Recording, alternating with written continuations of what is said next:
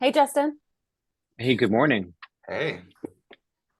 So I Fannie Mae and Freddie Mac came out, and what they did was they have made it more expensive to buy second homes and investment properties, right? They found that over the past 3 years, people were accumulating second homes, which would then become investment properties inevitably, whether it's like Airbnb or something like that, or investment properties, period, like multis, like you would think of as an investment property. Um, and they went back and they're like, that's not quite what our mission statement was for, right? We're really here to provide not affordable housing, but accessible housing options for people to make Mhm. home ownership attainable and maybe financing multiple homes for, I don't want to just throw out that wealthy people, but having people accumulate multiple homes doesn't necessarily hit the nail on the head for what we were set up to do. We still want to do that, but we're going to make that more expensive. We're going to make it so that you can't buy a second home with 10% down and get the same exact rate you would get as if it was your primary home. That used to be the case. Makes sense. So they raised those rates, charged points for things like that, multis and second homes. But subsequently, it's kind of like Robin Hood, right? They robbed from the rich to give to the poor. Not that anyone in this category is poor or even rich on the other end, but you get the idea, and that they've lowered rates for low to moderate income borrowers, and in particular, first time home buyers. So now, first time home buyers, or if you make less than a certain amount, depending on the county you're in, it could be up to 160,000. It's a big number. It's not a low income threshold that most wouldn't qualify for. It's a really big income number. Can now qualify for lower rates, even with dinged up credit. So let's say I have a 660 FICO score and 3% down. I can get a better rate. It's probably about as good as, but let's just say slightly better than someone with an 800 FICO and 20% down. Hmm. That's great. So I know you Right. can't, So yeah, and I know you can't answer this because, everyone's financial situation is different and you can't give a specific number on like what the rate would be. But hypothetically speaking, Well, an example might be, are you talking about like a point or two low, like a number or two lower for a rate, or like a quarter of percent? Like how it's a big great of a question. drastic? Yeah. So it really depends on the person's situation, in that it's going to dramatically help someone with dinged up credit. So what it's going to do is, let's say if you have 800 credit and you have 5% down and rates today are at 6, you're going to get around 6. If you have a 660 FICO score and you only have 3% down, prior to this program, your rate would probably be closer to 7, like a full point higher, because of that credit score, the Mhm. low down payment, the hits to the rate just add up exponentially because of loan to value, because of credit score, and it would have driven your rate up by maybe a full point. Now, it's not that you're necessarily getting a significantly better rate than someone with good credit, but you're going to get the same rate. Okay. Technically, you get a little bit better pricing because they waive a couple small fees here and there, but it's not a dramatic difference. But it makes that person who would have been a point higher than the person with 800 credit and brings their rate down to the same or better, slightly better than someone with perfect credit, right? So it's dramatically lower than it would have been, Yeah. but not dramatically lower than someone with perfect credit. It basically gets you to where they would be. Can And you I remind think that, us, sure. can you remind us again, how much every like quarter point affects people's buying power? Is it like 10 grand or I'm forgetting what like the number is. In terms of purchase price, Yeah, say they're like, because if they were at 7%, now they're at 6%, for example, they're going to be saving or going to be able to buy a well, slightly let's nicer just take house for probably the a same amount, right? $500,000 loan, right? Yeah. So if it was a $500,000 loan and they're saving 1%, $5,000 a year, right? Simple math. $100,000. If you borrow $100,000 right now, the monthly cost is about $600 a month. Okay. So it's not going to get you 100 grand, but it's going to be pretty close. Without really having done the math beforehand, I would bet it's about 80 grand, right? So someone with a 660 FICO and 5% down might now have 80 grand in more purchasing power. That's going off of the average home price in Rockingham County, which is about 500,000, right? Yeah. So the average person buying the average house, if you had dinged up credit and didn't have access to lowest rates, you very well could now have $80,000 more in buying power. Yeah, it's basically putting everyone on the same playing field. Yeah. So that you're able to, have the same benefits of someone who might have a perfect credit score, because everyone has, different life situations that make them unfortunately have maybe not so great credit. And it's also, to me, the getting this message out there was sort of like a feel good campaign. If you're looking for bad news, you don't have to look too far, right? It's everywhere, right? And if you're a first time home buyer and you've missed out and there's bidding wars, and oh, and by the way, they're back. We're in a big way right now. Oh yeah. Bad news everywhere. And my reason for sending out this email or message to most of my contacts was, let's spread some good news. Yeah. Let's see if we can find someone who wants to be a homeowner and maybe just needs a little bit of inspiration, right? To have Dan and Erica get them back in their listing cart. Let's refresh that. Let's take another look at some things. And maybe, just maybe, if you're patient, you can find something. But this could be the thing that just gets you to make contact again and get back in the game, right? So it's really cast a big net to anyone you've spoken to.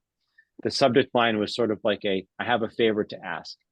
And do you know someone? And the responses were phenomenal. It was moms sending me their sons. It was guys sending me their brothers and sisters. It was coworkers saying, you need to call this guy because at work he's always saying how he's so frustrated with the housing market. He had given up a year ago. I got inundated with responses. Yeah. Do you mind calling my mom? I can't stand to see her rent, right? It goes both ways generationally. So it was a better response than anything I've really sent out there. And I think it's just because of the positive nature of it. Yeah. And I just think, because I asked you this question personally, but I just want to clarify, because I'm sure people would wonder, if you are a first time home buyer and let's say you're like married to someone or like you're under someone else's mortgage that in the house that you live in, can you still take advantage of the first time home buyer programs individually, or is there a way to work that out if you're partnered with someone who already has bought a multi-unit or a home? That's a perfect question. Like yourself, for example? Yeah, exactly. I've asked this before, but I feel like a lot of people don't know. Yeah. So that is it's funny you asked that, because I always tell people, don't try to qualify it. If I tell you that the max income is 160,000, which it is, if I tell you have to be a first time home buyer, which you do for some of the programs, don't worry about any of that. Let's just take a look, because technically, if you make more than the median income, as long as one applicant is a first time home buyer, we can get them into this program. You don't even need to be a first time home buyer if you meet the median income limits. So there's lots of ways to do different qualifications. Put someone on that's not a first time home buyer, perfect. You automatically qualify for the first time home buyer thing. As long as now there are still income limits if you are a first time home buyer, but they're higher than if both people are not first time home buyers. You've got to make even less. But we only have to count the qualifying income. So like in your case, Erica, maybe one of you is a first time home buyer, one of you is not. Combined incomes perhaps are too much to qualify. Well, if the loan works with just one of your incomes, then we could take the other person's income out and just qualify it on one of the incomes, therefore getting them into that income threshold. Yeah. So not to get into the weeds, but it just speaks to, if someone's inspired to buy a home, I just would love to talk to them, and we'll figure out the technicalities of put this person on, remove this income, let's take out the bonus income, let's add the commission income. Like, there's lots of different ways to get creative and make it work. All those reasons why we say, you want to talk to Justin anyways, not us, because there's all these options that are just more than we should be explaining to people. So it's great to have these these bits of nuggets that we can share with them to be like, all right, let's get this conversation going. Like, there may be options that you either didn't have last year or don't think that you have that might actually work for you. Yeah. And you never know where it's going to go. Yeah. It's really just to start the conversation. Some people say, geez, I'm not even going to consider buying until next fall. And some of these conversations move that Just fine. timeline up, right? Or just get them engaged. Yeah. Because you just never know. I always tell people, well, when should I get pre-approved? Like yesterday. Because I promise you, when the home comes on or you find the home that you love and you need to make an offer, it's going to do when you least expect it. So if you're looking to buy next fall, guarantee that means you're kind of sort of looking now. And it could be on Saturday night at 8 o'clock and offers are due Sunday and it's got to get in. You haven't done any homework. And then we pull credit and then we look at income and maybe it's That not sounds what you like an thought. awful Saturday night. Yeah. Right. Versus us having to like it could- stress and get all that. Whoops. Yeah. Sorry, Siri. And Found it could be a text, right? It could be as simple as, hey, saw this property. Can you update my pre-approval? And they already know what they can afford. Yep, done. I just sent it over to Dan and Erica. You're good to go. Yeah, Yeah, that's awesome. great. So Justin, when you mentioned that, you know, you've had a bunch of people that have been like, oh, hey, I might have this person or, you know, I might have that person. You know, as we're trying to build up our new business, if any of those people aren't represented, we would love to help them if you have anybody. That's the goal, right? It's the tracking who's reaching out. And like the golden nuggets are obviously like I've had two, one in Northern Maine and one in, I had to Google this, Gill, Massachusetts. Ooh, I don't know where that is either.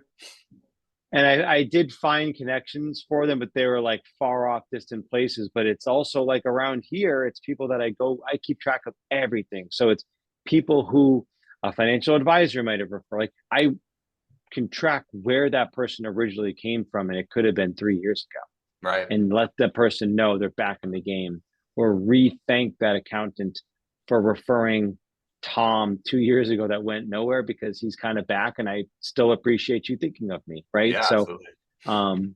and I would, yeah, you guys should do the same things. Blast Yeah. it out to, and I wouldn't qualify who you send it to. You probably got mine, but I can send it to you. It's just a general, like, I have a favor to ask, right? Who do you know of someone that I can help? Because Yeah. there's a new program out that gives first-time home buyers or people who make 160K or less an unbelievable mortgage product. That's it. Yeah. Like less is more, right? And then Start Justin, diving in the weeds. You want them to ask you questions, yeah. you know? And then you mentioned this earlier, so I want you to just answer this. So you had said like maybe there's a buyer out there that's like, I'm not going to look at homes until the fall. What would you like, just generally speaking? Obviously, we don't know where rates are going to be going in the near future or, you know, next fall or next winter. But what would you say to a buyer that's motivated but wants rates, is waiting for rates to go down? Like, what would your response be for people like that out there? No one knows what rates are going to do, right? When are rates going to go down? What day, right? If you truly want to buy, now I find that most people who have a time that they want to buy, like I'm going to wait until the fall, there's usually a pretty good reason. My lease is up, my job starts, right? So I don't get a lot of like, I want to buy in the fall because rates will be lower in the fall, you know. But to your point, when people say I want to wait for rates to come down, the tricky part there is, well, if rates go down, a lot of other people are then going to be inspired to buy. And although it's a competitive market now, can you imagine, or you don't have to imagine, we'll go back in time a year and a half ago. Yeah. You probably don't want that. I know you think you want 3% mortgage rates, but if we had those back, you also have a liner on the block at every single open house. Like, So would you rather offers secure the house that you love and then refinance down the line when the rates go down? right. Like analogy that a lot of people use is like, well, if you buy now and you lock in a rate that you don't love today, one of three things can happen. Rates stay the same. You're like, all right, well, I guess it's an okay rate because that's where rates stay the same forever. Rates go up and never come back down. You'll also be happy. Wow, I guess it's a good rate because rates went up and my rate's now low. They went higher and they never came back down. So actually now in perspective, my rate's pretty good. Or after you close, at some point in the future, we don't know when, rates go down and then you can just refinance. Yeah. I actually really like that 3 option thing, or like those 3 things, because it just makes you sound more well-rounded of like knowing what, like, obviously, yes, those are like those, but when you're just like, well, just refinance, like it almost sounds like I almost hate dismissive. Yeah. So I kind of like that way of phrasing it, because it's like, okay, here's like, yeah, I get it. Like, here's what could happen, you know, decide what's best for you. Yeah. Well, people are expecting it too, right? Like Erica, you remember we laughed about the marry the house, date the like they've heard it so Yeah. many times that they're waiting for you to say it, and they're already like prepared to show you how annoyed they are by that, right? Because they can't even get a house even if they could, and then add to it the frustration of they were looking when rates were at 3 and couldn't buy, and now they're at 7. It just adds to their frustration. So if you kind of like calm them down a little bit with like those options, well, what could rates do? I mean, I'm not going to be the one to tell you that they're just going to go down.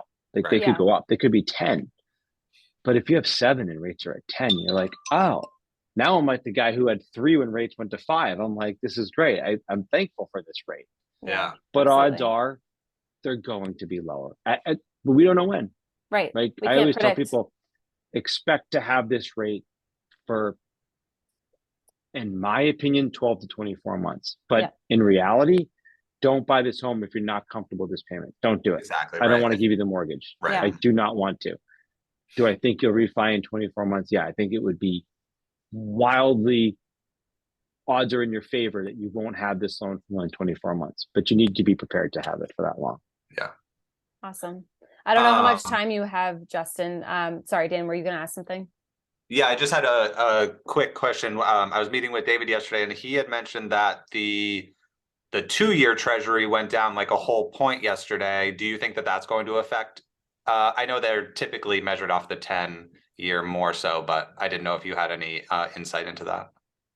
Oh, mortgage rates have already come down. Yeah, the 2 year is kind of scary. That people much smarter than me will point out that that only happens when something really bad is about to happen, like the great financial crash and the Great Depression. It's like in history when the 2 year has dropped that much lower than the Fed funds rate. It's an ominous sign. I don't know. To spend time reading into that is, I don't know that it's really worth our energy because there's nothing we can do about it. But as far as mortgage rates, Yeah. we were at 7 a week ago, and you can now get a rate that's close to or at 6 1 week. Yeah. So again, it kind of like these first time homebuyer programs.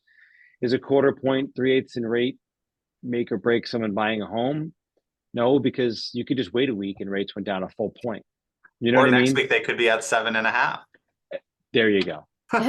Which we have another cool program I won't get into now, but just to kind of like a teaser of it. It's a lock and list. You've heard of like lock and shop, where you could lock a rate and then shop for a house with a locked rate, which is kind of gimmicky. It's only good for 90 days. And who can find a home and close on it in 90 days? Like the odds of that all working are like the stars would have to align. Lock and list, you can lock the rate for your buyer, because the odds of finding a home and closing are slim. The odds of listing a home and selling it are great. So True. we kind of was like, why don't we flip this? What if a seller could lock in a rate right now at 6%? You can advertise it on the sign. You can advertise it in the description. It again needs some luck, because if rates go down further, that rate lock doesn't do you any good. Yeah. But what if they lock today at 6? And what if next week rates are back at 7? You can advertise that this home comes with a 6% rate for a qualified borrower. They'd have to qualify for that rate. But even if they don't qualify for that rate, they're still working off of that rate lock. So instead of 6, they might get 6 1/4, but rates are at 7 today. So then they'd get 7 1/4, right? So they're still getting access to the rate sheet on the day the rate was locked. That's interesting. We actually might want to set up another call with you on that, because we have a listing coming up that might be helpful.